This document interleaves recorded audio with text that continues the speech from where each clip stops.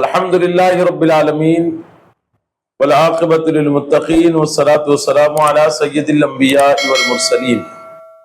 اما بعد فاعوذ باللہ من الشیطان الرجیم بسم اللہ الرحمن الرحیم۔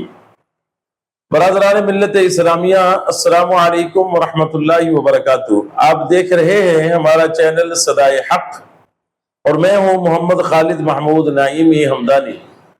حضرات محترم، حضور نبی پاک صلی اللہ تعالیٰ علیہ وآلہ وسلم کی مبارک اور پاک سیرت کے حوالے سے ہماری گفتگو چل رہی ہے۔ جب حضرت ابو طالب اور حضرت ام المؤمنین خدیجہ الکبریٰ رضی اللہ تعالیٰ عنہ کا وصال مبارک ہوا تو حضور نبی کریم صلی اللہ تعالیٰ علیہ وآلہ وسلم کے خلاف مشرکین مکہ نے کھل کر جو ہے وہ دشمنی کرنا شروع کی اور مربت لحاظ ہر چیز کو پس پش ڈال دیا، اور کوئی ایسا موقع وہ ہاتھ سے نہیں جانے دیتے تھے کہ جو ان کو موقع ملتا حضور نبی پاک علیہ الصلوۃ والسلام کو ستانے کا، آپ کو اذیت دینے کا، آپ کو تکلیف دینے کا، یا آپ کو زد و کوب کرنے کا، یا آپ کے خلاف بد اخلاقی کرنے کا، بدتمیزی کرنے کا۔ حضور نبی پاک صلی اللہ تعالیٰ علیہ وآلہ وسلم ان کے اس رویے سے مایوس ہو کر آقا کریم صلی اللہ تعالیٰ علیہ وآلہ وسلم نے مکے سے باہر نکل کر اور علاقوں کے اندر جو ہے وہ اسلام کی تبلیغ کرنے کا سوچا۔ تو آپ نے سب سے پہلے جس شہر کا انتخاب کیا وہ طائف تھا۔ یہ جو طائف ہے یہ مکہ المکرمہ سے تقریباً 120 میل دور تھا، یعنی یہ ایک اچھا خاصا طویل سفر تھا مکے سے طائف کے درمیان۔ اللہ کے نبی صلی اللہ تعالیٰ علیہ وآلہ وسلم آپ جو ہے اکیلے، اور ایک روایت میں ہے کہ حضرت زید بن حارثہ بھی حضور پاک علیہ الصلوۃ والسلام کے ساتھ تھے، تو وہ آقا کریم علیہ الصلوۃ والسلام جو ہے وہ سفر کرتے ہوئے طائف میں پہنچے، اور حضور نبی پاک صلی اللہ تعالیٰ علیہ وآلہ وسلم نے جو ہے طائف کے لوگوں کو جو ہے وہ اسلام کی دعوت دینا شروع کی۔ آپ نے گھر گھر جا کر ہر گھر کا دروازہ بجایا، ہر ایک بندے کو اسلام کی دعوت دی، اسلام کا پیغام دیا، لیکن ان کی بد نصیبی، بدبختی دیکھیں کہ کسی ایک شخص نے بھی جو ہے وہ حضور نبی پاک صلی اللہ تعالیٰ علیہ وآلہ وسلم کی دعوت پر جو ہے لبیک نہ کہا۔ کسی ایک بندے نے بھی جو ہے حضور نبی پاک علیہ الصلوۃ والسلام کی دعوت کو قبول نہ کیا۔ حضور نبی کریم علیہ الصلوۃ والسلام اپنی مشن پر استقامت کے ساتھ لگے رہے اور ان کو اسلام کی دعوت دیتے رہے، اسلام کا میسج، اسلام کا پیغام دیتے رہے،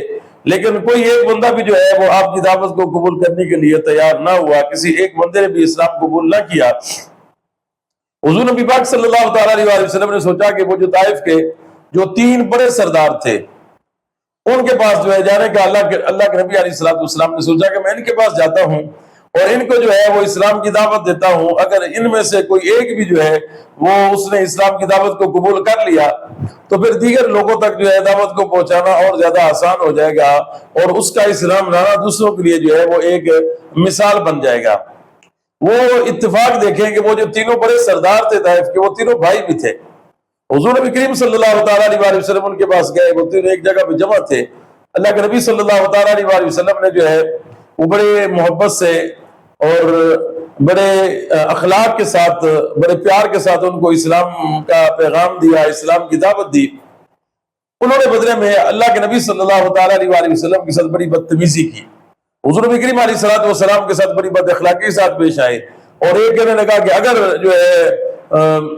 آپ جو ہے آپ کو اللہ نے نبی بنایا ہے تو میں نے کہا معاذ اللہ استغفر اللہ، کیا کعبۃ اللہ شریف کے طواف کو پارا پارا کیا ہے؟ کیا میں نے کعبۃ اللہ شریف کا طواف، وہ اس کا جو غلاف ہے اس کو میں نے پھاڑا ہے کہ مجھے اللہ نے نبی نہیں بنایا اور آپ کو نبی بنا دیا ہے؟ دوسرا کہنے لگا بدتمیزی کے ساتھ، ڈٹائی کے ساتھ کہنے لگا کہ اللہ تبارک و تعالیٰ کو آپ کے سوا اور کوئی نہیں ملا ہے کہ وہ کسی اور کو نبی بناتا، اللہ نے صرف آپ کا انتخاب کیا ہے اور آپ کو جو ہے نبی بنایا ہے۔ یہ وہ دل خراش وہ جملے تھے ان کے جو حضور نبی کریم علیہ الصلوۃ والسلام کے نرم دل پر جو ہے بڑا اثر کر رہے تھے۔ اللہ کے نبی صلی اللہ تعالیٰ علیہ وآلہ وسلم جس سخت رنجیدہ ہوئے۔ تیسرا کہنے لگا کہ اگر آپ اللہ کے نبی ہیں تو پھر جو ہے میری یہ اوقات ہی نہیں ہے، میری حیثیت نہیں ہے کہ میں جو ہے آپ کے ساتھ بات کروں، اور اگر آپ اللہ کے نبی نہیں ہیں تو پھر آپ معاذ اللہ استغفر اللہ جھوٹے ہیں، اور یہ مجھے میری حیثیت اجازت نہیں دیتی ہے کہ میں ایک جھوٹے بندے کے ساتھ گفتگو کروں. یعنی اس طریقے سے انہوں نے جو ہے وہ ڈٹھائی کے ساتھ اور اس طریقے سے جو ہے انہوں نے بدتمیزی کے ساتھ جو ہے حضور نبی کریم علیہ الصلوۃ والسلام کی دعوت کو ٹھکرا دیا. حضور نبی پاک علیہ الصلوۃ والسلام جو ہے بہت مایوس ہوئے، وہاں سے اٹھے، اور وہ تینوں جو چونکہ وہ بڑے سردار تھے طائف کے، وہ کہنے لگے کہ آپ جو ہے ہمارے شہر کو چھوڑ دیں اور آپ آج ابھی اسی وقت جو ہے آپ جو ہے یہاں سے نکل جائیں. آپ نے جو ہمیں آپ ہمارے علاقے میں کہیں آپ نظر نہ آئیں اور نہ ہم جو آپ کے خلاف کارروائی کریں گے. لیکن پھر ان کا دل ٹھنڈا نہ ہوا، بلکہ انہوں نے جو پھر جو ہے کچھ اپنے شہر کے جو اوباش لڑکے تھے ان کو حضور نبی کریم علیہ الصلوۃ والسلام کے پیچھے لگا دیا. اب وہ کیا کرتے تھے کہ حضور نبی کریم صلی اللہ تعالیٰ علیہ وسلم آگے آگے چل رہے تھے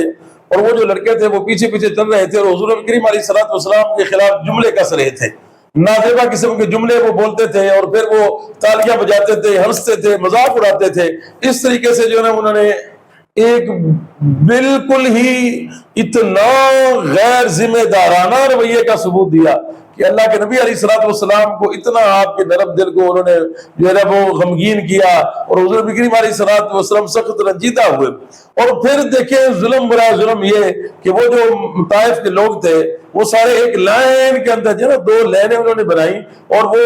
گلی کے اندر جو ہے وہ کھڑے ہو گئے جہاں سے حضور نبی کریم علیہ الصلوۃ والسلام نے گزرنا تھا.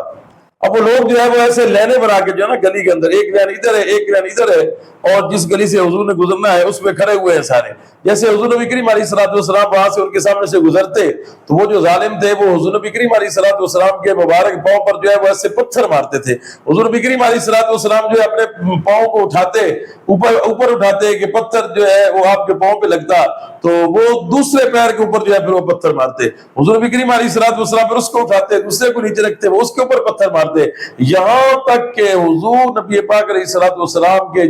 جو پاؤں مبارک تھے وہ لہو سے لہو لہان ہو گئے. آپ کے جو نالین مبارک تھے، جوتے مبارک تھے، وہ زخموں وہ خون سے بھر گئے. اس طریقے سے بے ایمانہ قسم کا انہوں نے حضور نبی کریم علیہ الصلوۃ والسلام کے ساتھ جو ہے انہوں نے رویہ اختیار کیا. اس طریقے سے حضور علیہ الصلوۃ والسلام کے اوپر انہوں نے تشدد کیا، حضور علیہ الصلوۃ والسلام کے دل کو رنجیدہ کیا. اللہ کے نبی صلی اللہ تعالیٰ علیہ وسلم وہاں سے نکلے اور باہر ایک چشمہ تھا، اس کے کنارے بیٹھ کر حضور نبی کریم علیہ الصلوۃ والسلام جو ہے اپنے زخموں کو دھو رہے تھے اور اپنے خون کو صاف کر رہے تھے. اللہ روایات میں آتا ہے کہ اللہ تبارک و تعالیٰ نے جو ہے وہ فرشتوں کو بھیجا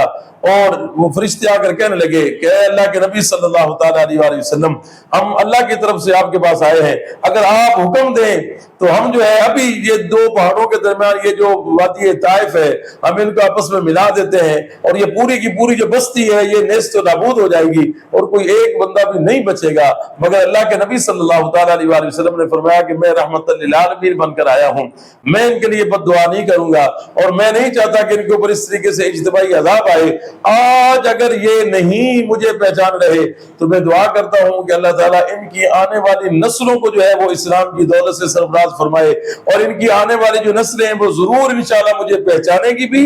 اور میرا کلمہ بھی پڑھے گی. حضور نبی کریم علیہ الصلوۃ والسلام نے جو ہے ان کے اس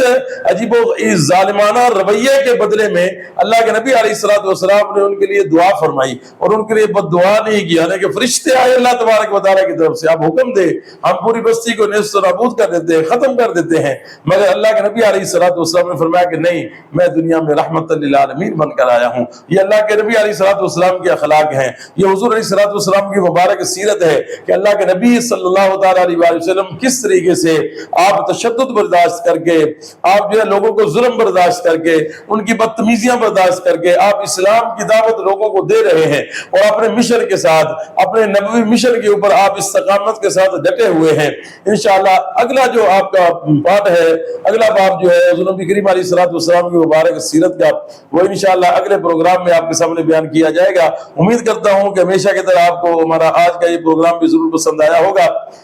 آپ ہمارے چینل صدائے حق کے ساتھ جڑے رہیں اور اگر آج کا ہمارا پروگرام جو ہے آپ کو پسند آیا ہو تو اسے اپنے دوستوں کے ساتھ ضرور شیئر کیجئے گا. اور آخری بات، خیال اچھی بات، دوسروں کے ساتھ شیئر کرنا صدقہ جاریہ ہے. اگر آج کا پروگرام اچھا لگے تو اپنے ساتھیوں کے ساتھ ضرور شیئر کیجئے گا. اللہ تبارک و تعالیٰ ہم سب کا حامی و ناصر ہو. فی امان اللہ. السلام علیکم ورحمۃ اللہ وبرکاتہ.